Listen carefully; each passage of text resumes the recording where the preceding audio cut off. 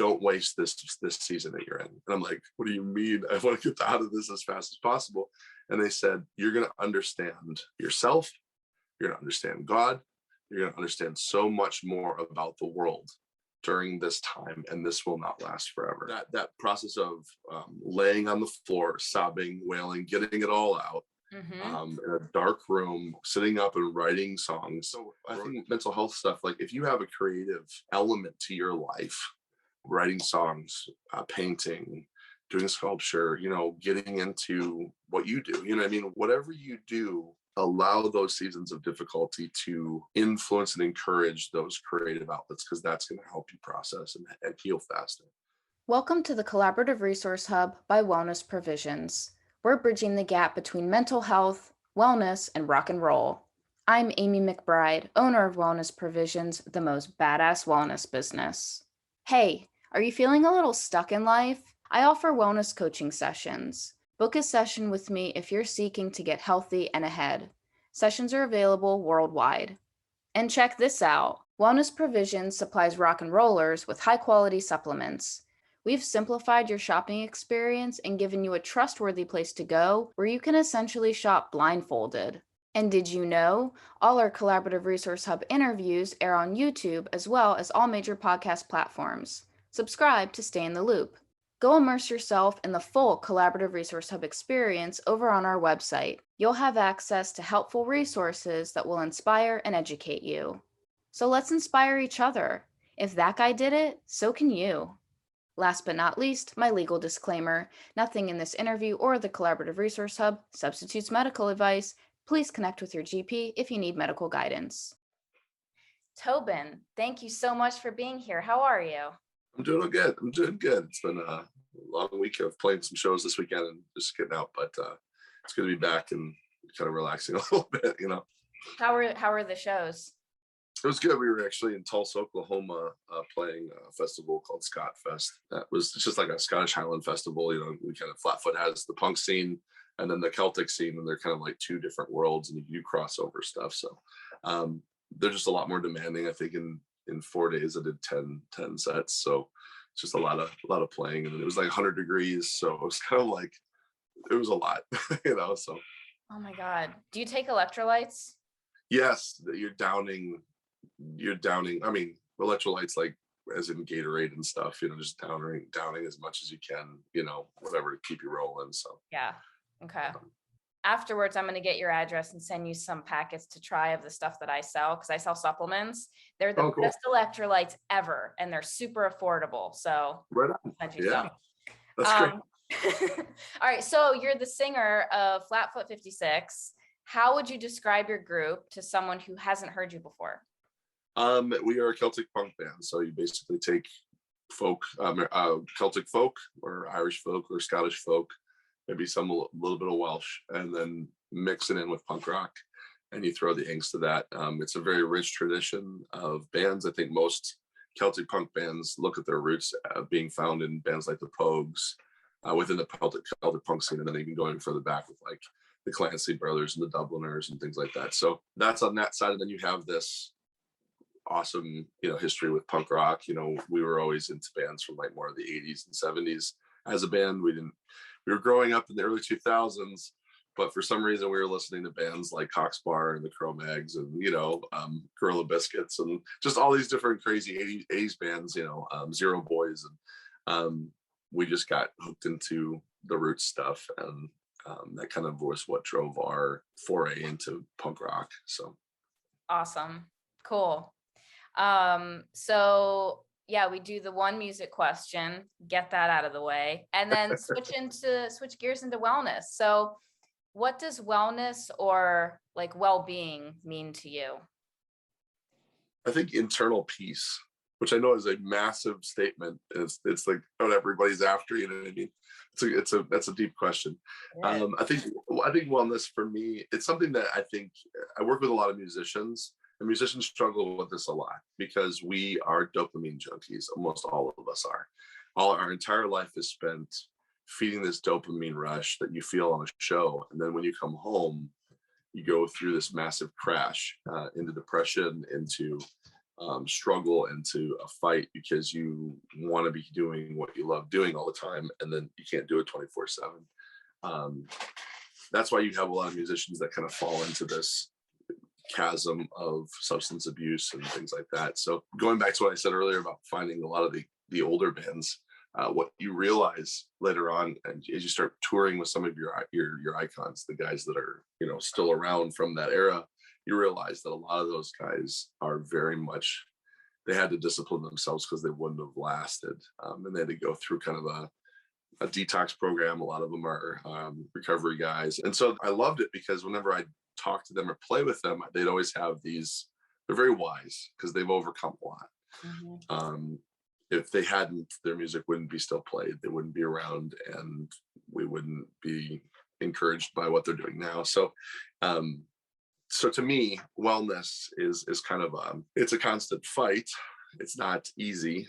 I think I'm not the poster child for doing it well when it comes to the physical working out and all of the the things. Obviously, yeah. I think inner peace, like being at peace with what you're doing, being at peace with what you feel called to. I think that's a big thing, is knowing your calling as a human being. I think everybody's at a different place, and most people spend their entire lives trying to figure out what their thing is. Yep.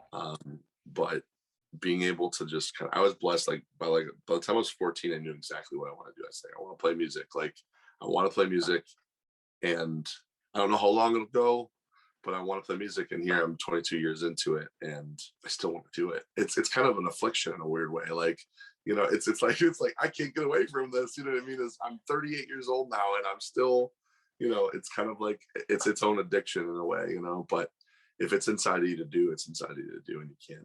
Yeah, and that's what I was going to say. Like, when it's in your blood. I mean, I say this on a lot of in these conversations, when that calling, that drive is in your blood, like you can't ignore it. You have to pursue it. Yeah. So I think the clarity of that mindset is really helpful when it comes to health. Mm-hmm. So it's been helpful for me. Now, it can very easily tip into this idea of workaholism, especially with musicians, in the world we live in right now. I remember when we started in the band, there were labels and there was all these different people, managers and everything. And basically in the last 20 years, the industry has gotten rid of most of those people as far as being essential to your career. And now it's all on you. You get to do it all. You get to be a social media icon. And it's overwhelming to keep up with all of that. Mm-hmm. Write music, tour, and then if you want to have a family, if you want to have any kind of stability, you can try to squeeze that in too. So it's very, very important to kind of just make sure that you stay grounded. The other thing too is I think it's important to kind of keep wellness going. For somebody in my case, this is my story, it's what I've lived, so it's all I can really speak to, is to make sure you're around people and you surround yourself with people that are not necessarily only in your corner of the world, people that are out on the outside, it could be relatives, family members, friends that are not into everything that you're into. Yeah. Just to kind of bring some balance. You don't want to get caught up in the scene only. I see that a lot. Yeah. I mean, that goes for anything, because it becomes that's so much your bubble that you don't even realize other viewpoints, other things are out there that can, shape and can keep growing you. Yeah, big time. And I think that's one of the things in our culture right now that I think people are waking up to it. But for a little bit there, I think everybody got so scared with everything going on that everybody just shrunk up into their own corners, their safe spots, and nobody was willing to expand. And I think we're realizing now the unhealthiness of that, not being challenged in my thought process, not being challenged with what I believe, not being challenged with how I think. And I think that's one thing I've always loved about punk rock, is that it pushes the bounds for you. It makes you challenge everything. You have that, life norms, the way you were raised, everything. And some people do it in more of a violent way than others. But at the same time, I don't think it's wrong to have questions. It's not wrong to have questions. So, no, I agree. What are ways that you stay grounded? Because you mentioned how important that is. So what are things that you do regularly or as often as you can that really make a difference?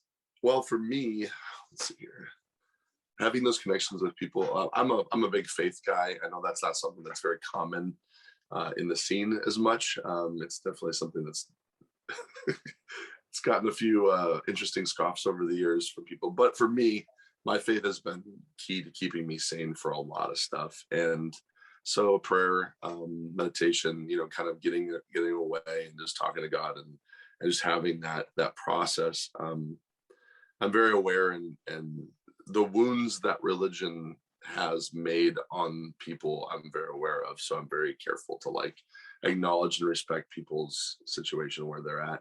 But at the same time, I can't deny the impact that my faith has had on my life. So it's like, okay, well, I respect maybe what you've gone through, and I'm not saying it doesn't exist. I was a PK, I was pastor's kid. I understand what church can do and be, because anytime you're in relationship with people, look at the scene itself. Anytime you're in relationship with people in general, it's a risk. You're risking wounds being caused because people are flawed. We got a lot of everybody's got a lot of crap. Look at the oi scene or the skinhead scene. Like the drama is everywhere. You know what I mean? I'm just like, this is worse than a salon. Like this is crazy. This guy's like, for no hair being present at all. This is like crazy a salon. Like, and you just have the drama is just kind of like, man, like there's just a lot of like orphan mentalities, like kids that are just trying to fight for their place in the world, their place in the scene, their place, and to be able to find a home is a very valuable thing. And I think that's one of the things that music has drawn a lot of people towards, is finding that home. And so that's one of the things that I think coming home, I had a really cool conversation years ago. It's not a name drop thing, but it was just relevant to what we're talking about. Yeah. We were touring with Matt Freeman from Rancid and with his other band, Devil's Brigade. And one of the things he said, when I go home, my wife is supportive of what I do, but when I'm home, I'm dad. I'm not Matt Freeman from Rancid. And I go into dad mode, and I'm completely not a different person, but I have to go into a different mode of who I am. And he's like, she doesn't care about the road. She doesn't care about what just happened. She's like, you are now my husband and the father to our kids. And and why didn't the dishes get done? yeah, exactly. And he's kind of one of those sweet, like laid back kind of guys that he just loves his wife and that kind of thing. And it was encouraging to hear a punk rock icon type say that, because it's really important to kind of like, you have to disconnect yourself from playing in front of thousands of people one night and then going back to a home and being dad. It's a totally different thing. Your kids don't necessarily care about you the same way that a crowd does. I've been a teacher for years, a substitute teacher, and it was always a very big jolt to me, because I would be on the road for weeks getting affirmation in my musical stuff all the time, and then coming and becoming basically a prison warden for kids who didn't want to be in that classroom and forcing them to learn when they didn't want to.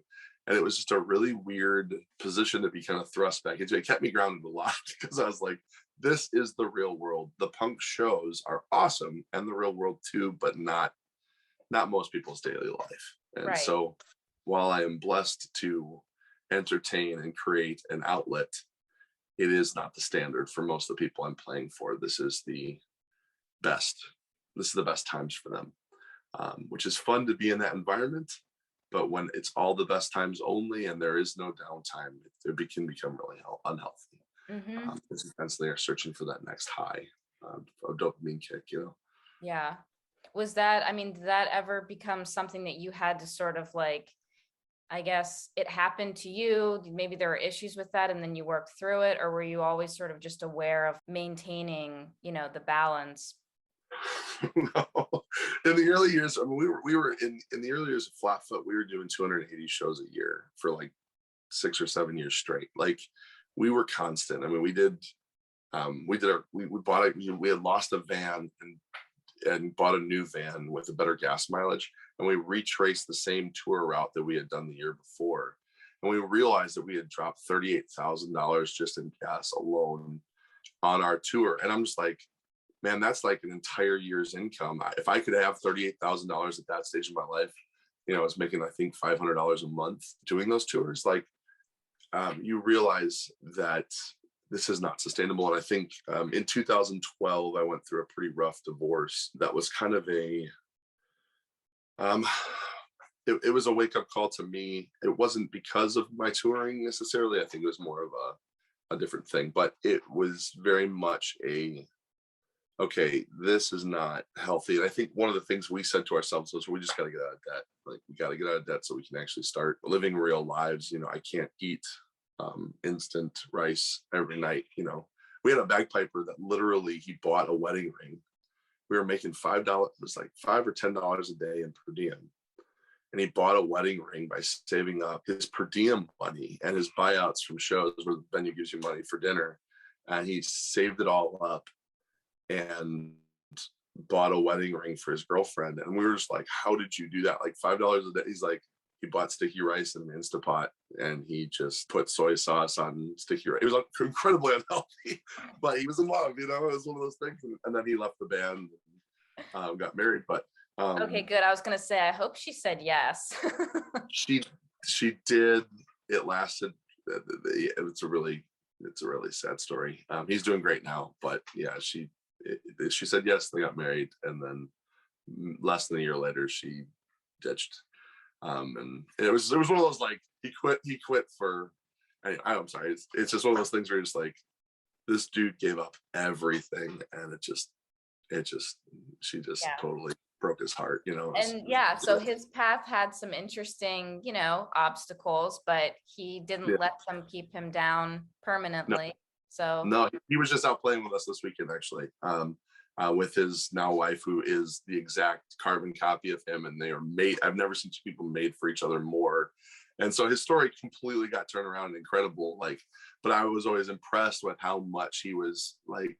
It was the cutest love story at that point of a guy in a band, doing everything for this girl that he loved, and it was just really, it was really cute. But so that's an incredibly unhealthy lifestyle. 80 shows a year is not healthy. We weren't married, we were all single dudes at the time. We were in our young 20s, but it wasn't sustainable. And we experienced a lot of the world really early on. I think stepping back and kind of getting reacclimated. A big part of things that helped ground us was, again, I was saying, my dad was a minister, and we would always have these little old ladies in our church, like they were like in their 60s, 70s, and 80s. They had this little prayer group, and they would all take together. They'd grab like $5 a week, and they'd put it aside to give to Flatfoot to help us out on the road, and just pray for us on a regular basis. And they were never going to enter a punk scene show, but they were like these little grandmas that they believed in us, they believed in our dream, and they believed in supporting it. And our church was like all like ex-gangbangers and prostitutes, and it wasn't like your typical suburb church. I was inner city, like church was maybe about 70, 80 people, but just people that had really lived life. Their lives had been ground on the gears of life, and they knew what it meant to be in an environment like a bar every night where we were spending time, and they knew our hearts for people in that environment, like to be an encouragement and not a discouragement, and so those ladies, I often think about them because they just kind of fueled our sanity in a lot of ways, of just knowing, hey, Lorraine is, she's back thinking about us, the weirdest thought, having like these grandma types, but we're really blessed. Cool. Yeah. So how I guess, how do you deal with setbacks and obstacles, rejection, that sort of stuff? What does your mindset do? Well, it's changed a lot over the years. I think like I said, my faith is a big part of everything. It kind of helps form everything. And so it's kind of more of a dance and a walk with God in the process of things. Like I said, to me, punk rock was always about being as authentic as you possibly could. Damn anybody that has a problem with it, and a lot of people have a problem with punk rock band being people of faith. Like they just, because like I said, the wounds are there, which I totally understand, and I have total grace for. I don't blame people for having the problems. For me, having that setback, I came back. We were on tour on that divorce situation that happened with me in 2012, wrecked my life, like world. I came back from a tour with Less Than Jake and Real Big Fish. It was a huge tour. It was doing really well. It was the point to where we got out of debt. I came home and my house was half cleared out. and my whole world just crumbled like instantly. I loved this person so much, and she was going through her stuff, and going through her struggles, with the mental things as well. And then years later, I found out, there was another guy involved, and that was like, oh, that's even worse. But anyway, like the process for it all. I came home, and it was weird. I've always lived in a big family, and I came home to an apartment that had no living soul in it. And the only living souls in my house were the mice that were getting killed under my sink from traps. You know what I mean? Like, so I'm sitting there like trying to come to grips with my life in complete silence. I'd never lived in an environment like that. I had lived within 6 feet of other human beings for the last 6 months straight, totally engrossed in social relationship. And then coming home to a world that was completely void, where the only thing that cared to be in my apartment were mice that were trying to eat my food. And it was the lowest I've ever been. Like, it was brutal. And that season, or whenever somebody tells me they're going through that season, somebody, while I was in the middle of that, told me, they said, don't waste this season that you're in. And I'm like, what do you mean? I want to get out of this as fast as possible. And they said, you're going to understand yourself. You're going to understand God. You're going to understand so much more about the world during this time, and this will not last forever. And that season, at least for my journey and my process, turned into one of the closest seasons I had ever had with the God that I said I served. And so that process of laying on the floor, sobbing, wailing, getting it all out, in a dark room, sitting up and writing songs, wrote an entire album. That's how my other band 610 was born, was during that season, and just like getting it out. And so I think mental health stuff, like if you have a creative element to your life, writing songs, painting, doing sculpture, getting into what you do, I mean, whatever you do, allow those seasons of difficulty to influence and encourage those creative outlets, because that's going to help you process and heal faster. And I don't know if you've ever been in that position where nothing you can do can satisfy the grief that you're in. Like, there's nothing, like going out with your friends it sucks. It just makes it worse. Everything reminds Meditating you of doesn't help. Walks don't help. You gotta fucking write it out. Absolutely. It's straight up. It's a war of attrition, and you've got to survive. You got to live or die trying, and that's the kind of that place. It's like walking with a constant lump in the bottom of your throat, just a heaviness around you everywhere. And now, I'm so blessed that I remarried a few years later. I've got a beautiful little 3-year-old daughter, and I've become a better person as a result of my trial, not necessarily the other way around. A lot of people allow their trials to define who they become. And I think it's important to realize that trials aren't the things that define you, and how you respond to them are. That's the thing that that seems cliche sometimes, but the reality is like, and if you get down, if you go through a season of depression, if you go through, suicidal thoughts, I thought about killing myself multiple times during that season. And that stuff flings through your head. I had multiple friends do it. Luckily, I had a lot of good people around me that just spoke life. But put yourself around people that are going to speak life if you're in that position. Don't put yourself around depressed individuals who don't have any hope. Yeah. Here's an advert in less than 20 seconds. Did you know that Wellness Provisions offers one-on-one wellness sessions? Yep. So if you're seeking to get healthy and ahead in life, but feeling a little stuck, then book a session and let's get you unstuck. Now, back to the interview. I will throw this in. My wife now is way into more natural things. She's not able to have gluten, so she has to stay away from she's a gluten intolerant type of person. And I'm a total Chicago pizza dude. And so like, it's been an interesting process of learning. Like the first time she ever gave me cauliflower crust pizza, I was like, this is an affront to my soul. Like, I can't do this. Anyway, and then we figured out a good one. But like, she's taught me a lot about the physical, taking care of your body a lot more, eating healthy, and showing me that doesn't always have to be a drag. And as I get older, I realize that the things you do put in your body are hugely important. So Yeah. That also helps with the mental health as well. Yeah. And do you notice a difference like when you eat certain foods versus others, and just like energy levels, brain clarity, stuff like that? A little bit. I'll be honest with you. Like, so I'm a guy that, and this is going to be, it's going to be completely a shocker to everybody, but I've never been a big drinker. And for our scene, being a Celtic punk band, being in the Oi scene for a long time, street rock scene and all that good stuff, I don't like beer. I just never have. Like, I just don't like the taste of it. I've never been a coffee drinker. And I'm not a straight edge either. Like, I smoke a pipe. I have scotch every once in a while, but like, it's just not something. So my lifestyle outside of what I eat, because I'm that gas station snack dude. Like, I'm a combos fiend. I'm a soda junkie. When I've been working on the soda part, because that's horrible for you. So my lifestyle is not necessarily as brutal as some of the people I've been around who are, snorting coke and all these different things happen. You're like, what the world? Like, how am I so like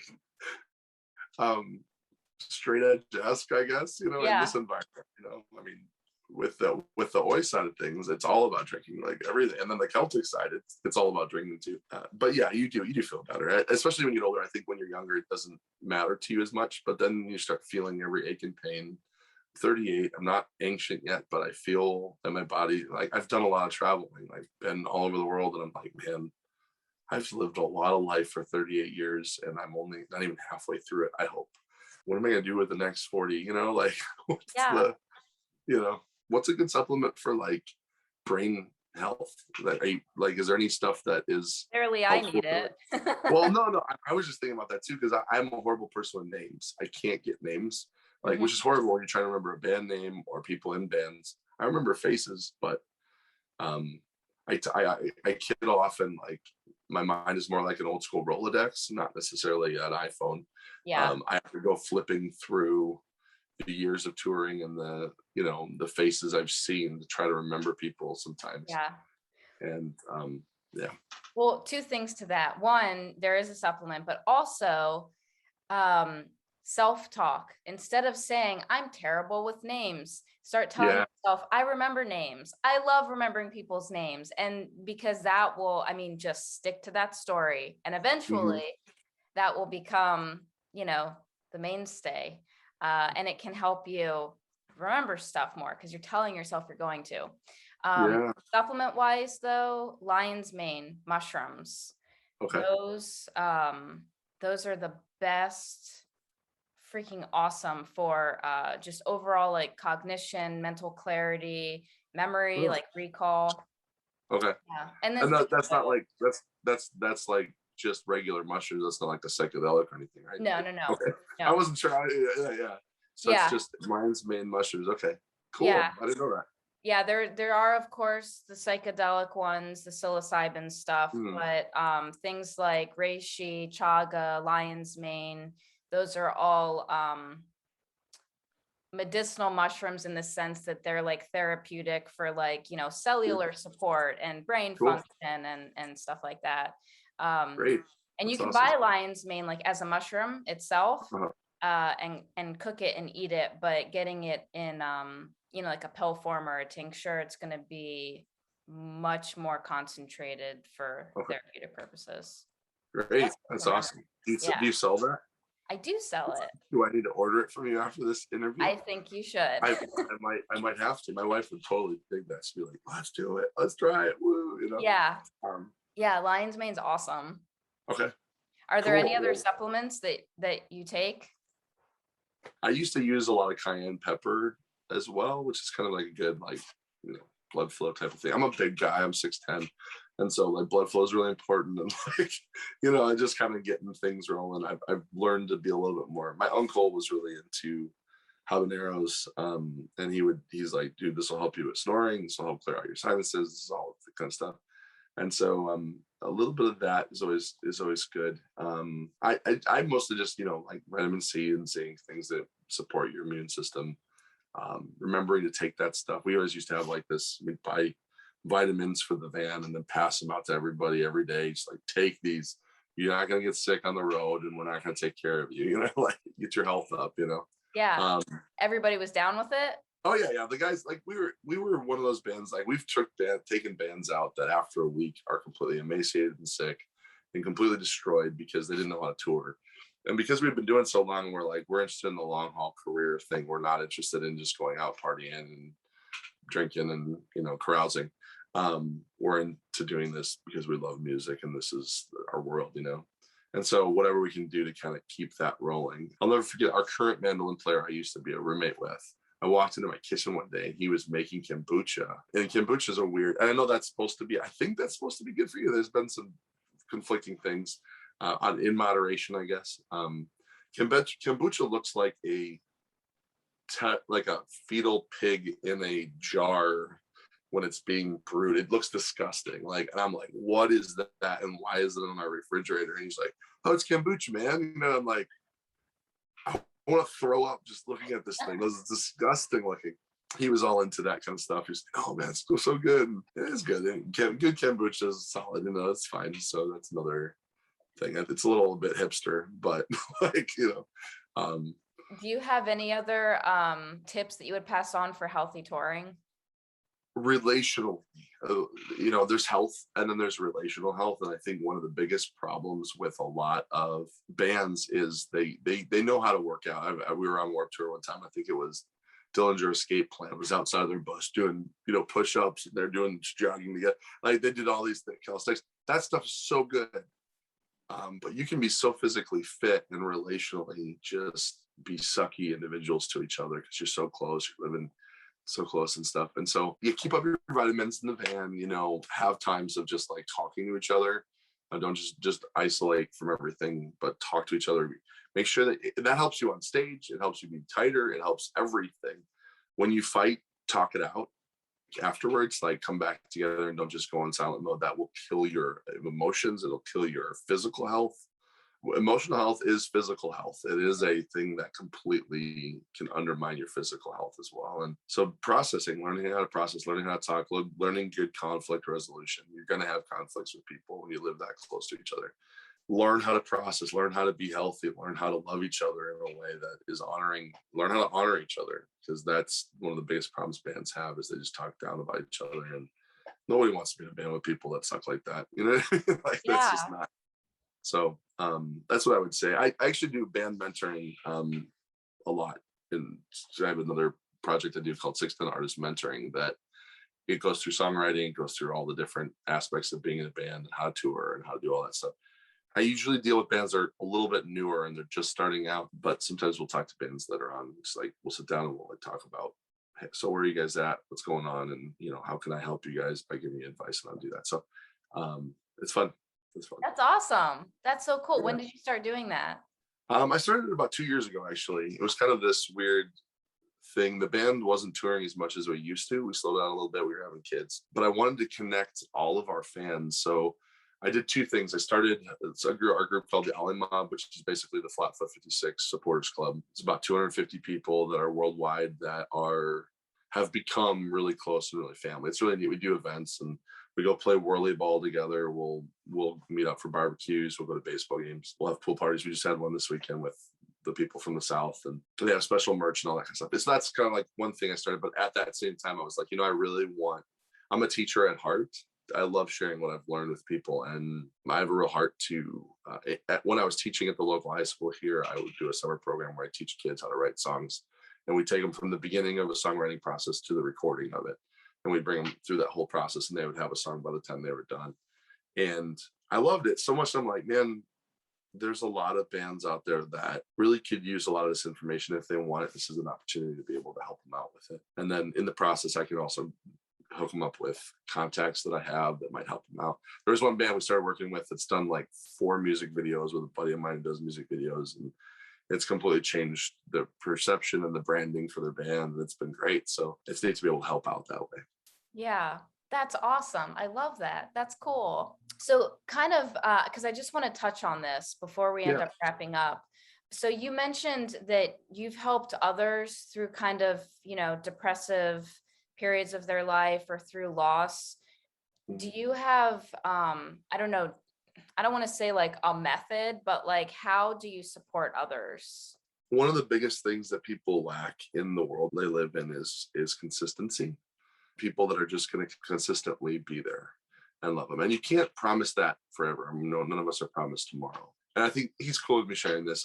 Our bagpiper Eric was our merch guy for years. He would travel with us, and we actually took him out for a lengthy tour right after his dad had passed away. And that loss in his life was, hugely tragic, really brutal. He was about 16 when it happened, and he was a kid we had grown up with. And so we grabbed him and we took him on the road, and he was kind of like one of those early fans of the band. He was always around, he was always there. And then when our piper Josh left, he stepped in and became our new piper, because Josh had trained him how to play the pipes. And so walking with him through the process of all these years of just trying to navigate that tragic loss, and just trying to be consistent with him. Like, I think knowing what your role is in somebody's life is really important. You can try to step into being the answer, but also just being really a reader of the situation, a reader of people, and understanding, okay, what is the thing that I need to be for this person right now? I've been that person that tried to step in and be the answer, or be the, all-encompassing, I'm going to help fix you. And you can't do that. You can't fix, none of us can fix anybody. But allowing people to have a consistent shoulder to lean on, a consistent person that says, you know what, I'm here for you, man, no matter what, like we're in this together. And I think that's a big, really important thing to do. I think also just being willing to listen to people, to talk, is huge. A lot of people don't have some people aren't verbal. I'm a total verbal processor, if you haven't noticed that already. But some people don't let it out, and it becomes almost like an infection. It's an emotional infection that keeps them alive. And then eventually, as life goes on later on, they start having mental breakdowns. They don't know why. They're being told that they're bipolar and all these different things, because maybe it's chemical. Sometimes it is. Sometimes it's just emotional stuff that was never able to be dealt with. And I'm no psychologist, but I knew a few, and most of them are like, yeah, usually everything's rooted in trauma. Any addiction can be rooted back to a particular form of trauma that hasn't been dealt with or even realized. So yeah, it's consistency. It's hard though. It's a lot of work, and it's a lot of love, and it's not always easy, because you just want to shake people sometimes and be like, you're better than this, I believe in you. You know what I mean? Like, but they have to believe it, and that is so hard sometimes, most of the time. What you said about self-talk though is huge for everybody, like to speak life over people. I think that's one thing as a band, it's Flatfoot. Like, one of the early things that we wrote, and this might sound a little bit morbid, but one of the earliest things that we decided we wanted to be as a band was, I said, I never want to write a song that is this last song somebody listens to before they off themselves. I never want to write a song that's going to be something that discourages them from living. I want to be that song that keeps them. It was like my prayer. It was like the thing was like, I want this band to keep people alive. And we said that early on in our history. And it's funny how many people have come up. Even this weekend, there's multiple people that walked up and just said, hey, I was this close to, I had a gun in my mouth, or I had, I was driving to go do it, and then your song came on, and it completely shifted I'm here today because of that. My kids are alive today because of that. And that's like the coolest thing as a musician, to say, I've been a part of somebody's ability to keep moving forward and to keep, because like, things get better. I think that's the thing. People lose hope that things can't get better. And I'm a total testimony of something that, life can get better. It's not this all the time. And making a concentrated effort with intention to seek out inspiration, to be open to inspiration. Big time. And that's the cool thing as a musician. You get the privilege of being able to take your failures, your struggles, and turn it into nutrients, right? It's like one of my favorite quotes, and this isn't the quote I was going to tell you about later, but because I know we're going to talk about quotes, but one of my favorite quotes is, this might even be mine, actually. So here's a wisdom piece from Tobin. Life will always deal you shit. It's up to you whether or not you want to allow that shit to be fertilizer, or if you just want it to sit there and stink. And fertilizer can grow some pretty beautiful things, but shit's always going to come. It's always going to be there. It's life, like some worse than for others, but totally. Yeah. Positive outlook, and basically just wanting to be positive. Yeah. So what is your favorite quote? Your absolute most favorite quote? Well, I actually had to look up a few because I'm a big quotes guy. I got so many that I'm always like, when I was teaching history, I was always pulling quotes up for bell ringers and stuff. But this person has always been a person in my family's history that has meant a lot to us. My sister was actually named after her. Her name's Corrie ten Boom. She wrote a book called The Hiding Place. She was she was a survivor of Auschwitz prison camp, and she wasn't Jewish. She was actually Dutch. But she wrote this quote, and my dad actually met her in an elevator at a conference one time, and she was so inspiring. She's a little old lady, and her big thing was about forgiveness and also about worrying. And the quote I'm going to share with you is about worry. It basically says, "Worry doesn't empty tomorrow of sorrow; it empties today of strength." Um, and I think that's something in my life that I've always struggled with, is like, especially when you're a musician and you're kind of like honing your entire life around music, especially in the last 2 years, like having everything fall out from underneath you and your entire income be shot because of the pandemic, which who would have thought, right? You definitely start to go, man, like 20 years of my life has been spent just doing this. How am I going to survive this? And I got to get creative and I got to do some other stuff.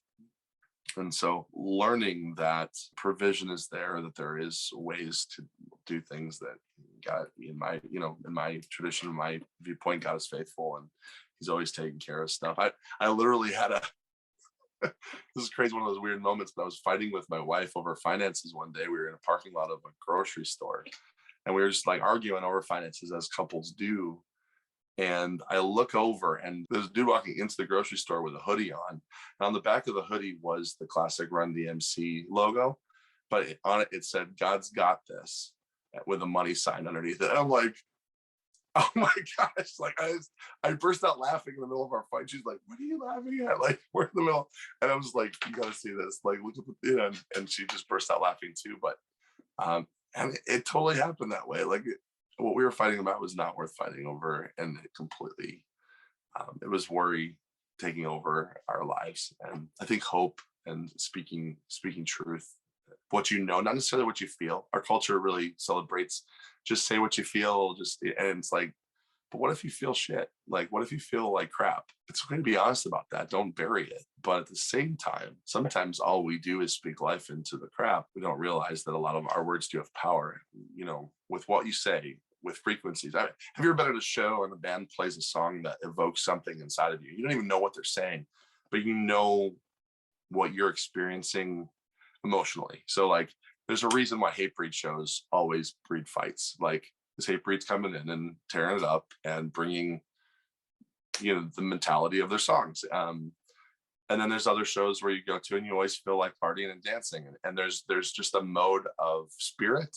There's a mode of energy. There's a mode of creativity going on that different bands bring. I won't say who it is, but I've also been in environments where as soon as a band played, the room got extremely dark and extremely heavy. And you're just like, what is going on? I don't feel a lot of stuff. I'm not one of those, like, some people pick up vibes and stuff. I'm not that kind of person. Whatever, an empath. Yeah, I'm not that way. But this was it was like a dark cloud came over them, and they were good musically. It was tough and good and awesome. But I'm like, there is something seriously dark about this. And I don't know what it is, but it's just people's countenance changed. It was a trip. I was man. So anyway.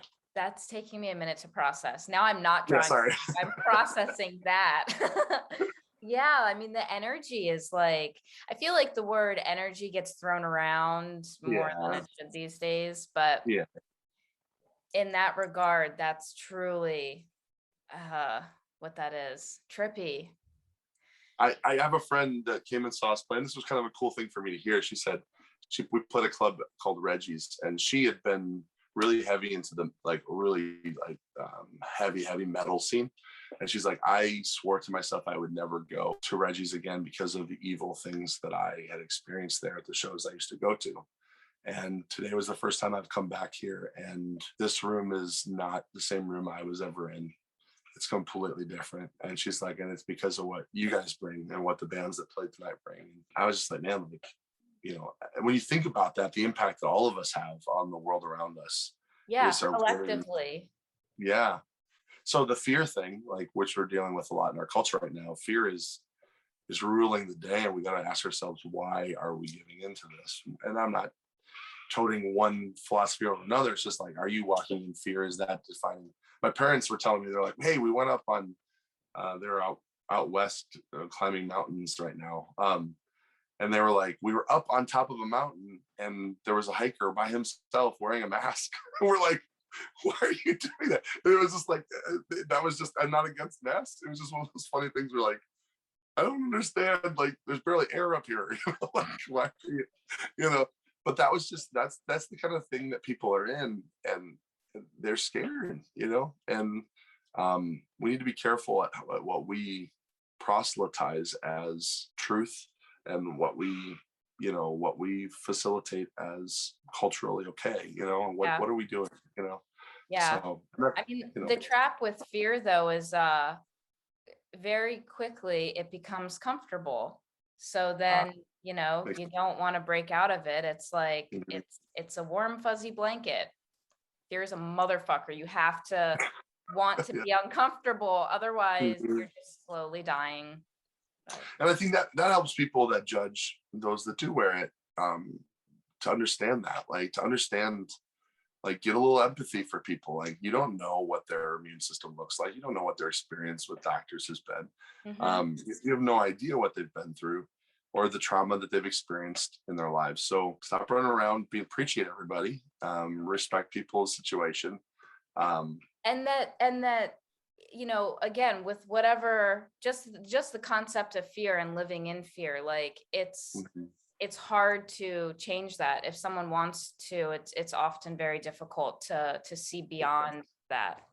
Yeah, and you're absolutely right. And like I said, but we live in a culture right now that is just, everybody's afraid of something, and everybody else likes to poke that fear.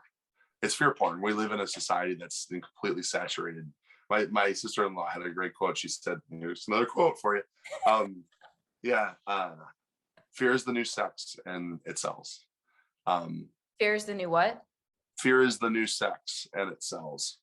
And it's very much, the old phrase, sex sells, it's that kind of thing. That's not the new Vogue thing. It's fear now. And we need to understand that that's something that it's a manipulation thing that's happening with a lot of people on all sides.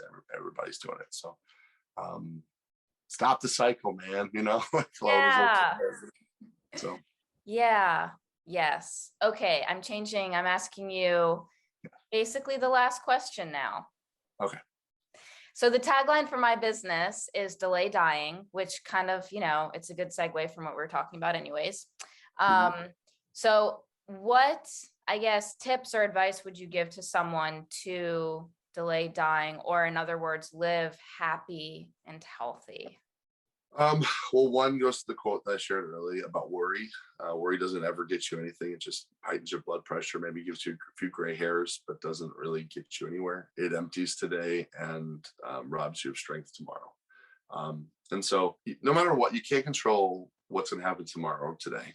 And you can't change what the past has done. You can only change yourself today, and then go forward and shift. I think forgiveness is another one too. I think it's a hard one. And I think the important thing to remember is forgiveness doesn't necessarily mean you run back into a relationship with somebody that's been abusive. That's not what I'm saying. But I think there's a lot of freedom that can be found in saying, you know what, I forgive this person, even though I'm not, my boundaries, forgiveness with boundaries is healthy. It doesn't mean you have to throw yourself back into an environment that's dangerous for you physically or emotionally, but you can walk in forgiveness. And forgiveness isn't a one-time stop thing. It's a daily decision to walk in forgiveness to somebody who's blatantly wronged you. And sometimes, I've talked to my kids about this, a lot of times that person doesn't even have to say they're sorry or be apologetic for what happened. Forgiveness is the kind of thing that when you walk in it, you realize the person that you've actually set free is yourself, not the person necessarily that was, some people don't even know that they offended you. Some know it, but don't care. But you're still walking around with that. And I think one of the biggest things that we do in our society is what others have done to us to define who we are. And that's not, it's not right. that's not saying you don't learn from your experience, but what somebody does to you in stepping in and defining who you are through a horrific situation or whatever, they don't deserve that. They don't deserve to define who you are. Your response to it can dictate whether they do or not. And so it's an issue of control. And so I think that's something to be aware of. I know I'm getting really deep with this, but like it's just very much like I've seen way too many people define everything about themselves based off of some asshole from their past who told them that's what they were. And realize it full when you see it. And think about the things that have been spoken over your life that you have believed and that you've taken on as a part of who you are and your identity, and actively disassemble those, dismantle those bombs, and don't let them define your life. And, meditate, think about those things, think about what they might be. Sometimes you might not even be aware of it. It could be a little thing that was said over you when you were a kid and it just stuck with you your whole life. And it's really not at your heart who you are. That's, people don't deserve, people and their bad behavior and and their trauma don't deserve to recreate drama for you either. Trauma, not drama, trauma. Yes. So I think that's what I would say is forgive, don't walk and worry, go to a friggin' forest preserve and go for a walk alone. Don't bring anybody with you. Leave your phone in the car and just go out and just experience nature. If you don't live in an area with good nature, then it's out there. It's within 30 minutes. We'll find something. Yeah. Big time. So those are good. And the other thing too, that I just want to add that I think is helpful, accept what happened in the past, process that whole can of worms, but focus on how do I want to feel in my future? What do I want to do in my future? So that you know what you're working towards. Mm-hmm.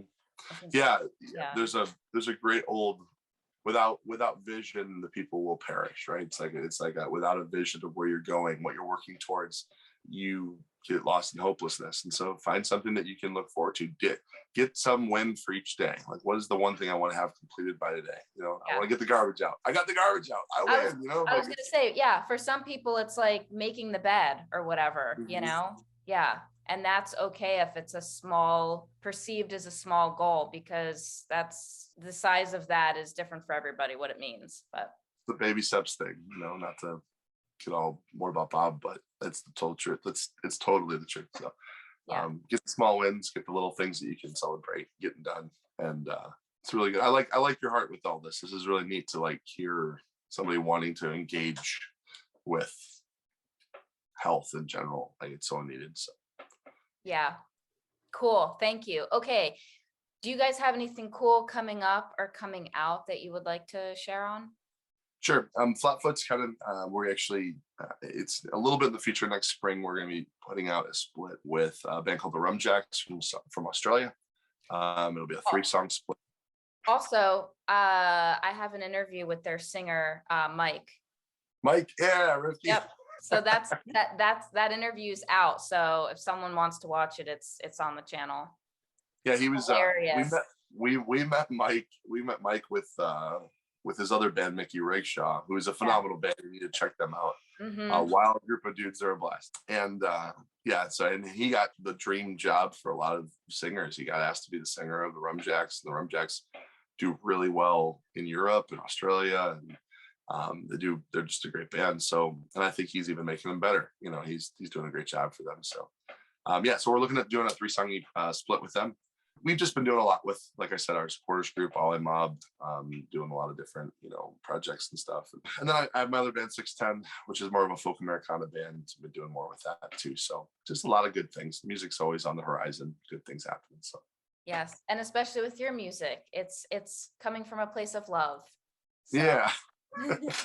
It's funny how warm and fuzzy sometimes we can kind of come off with the genre that we chose to play in. But like I said, it's a positive hearted thing. You got to be who you are, and you don't want to fake it. I think that's one of the big things. Figure out who you are, be it authentically, and then go to that thing and make sure that what you perceive that you are is really who you are, and not just somebody's recreation of trauma. But find out who you are, and it's really neat when people do that authentic. I get goosebumps when I watch artists who I can tell from a mile away that that's who they are, and they're just being their authentic self. It makes me so happy. Like, it's the best thing ever. It's like, that's you. You did it. You did it. Like, it's the you've arrived. So doesn't happen a lot, but whenever I do it, it's great, you know. So yeah, it's powerful when it does. All right, dude, thank you so much. Oh man, there's like so many rabbit holes I wanted to go down, but for the sake of time, I think we covered a lot of super important ground. And thank you for sharing your insights. It's been cool. Awesome. Thanks for having me. I appreciate it.